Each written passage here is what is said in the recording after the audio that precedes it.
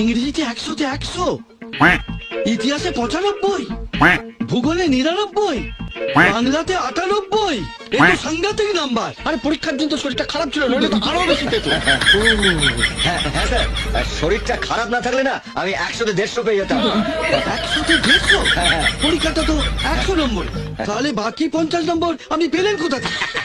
এই দেখো, আরে বুঝে বুঝে শুনুন, যেসব খারাপ ছেলে পরীক্ষা টরীক্ষা দেয়, হ্যাঁ। ধরুন 100-র মধ্যে 60 পেলো, ও। তাহলে বাকি থাকলো 40। আচ্ছা। 40 তো পরীক্ষক পকেটে করে বাড়ি নিয়ে যাবে না।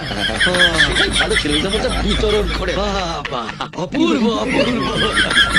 নিজে ভাগ্য বলে বলছি না। আচ্ছা আচ্ছা, 24 ঘন্টা নয়, 48 ঘন্টা টানা পড়াশোনা করেছে। খাওয়া নেই, দাওয়া নেই, কিচ্ছু নেই। একটু বাড়াবাড়ি হয়ে গেছে। আচ্ছা, বাহ, অপূর্ব, স্যার মুখটা বন্ধ করুন স্যার।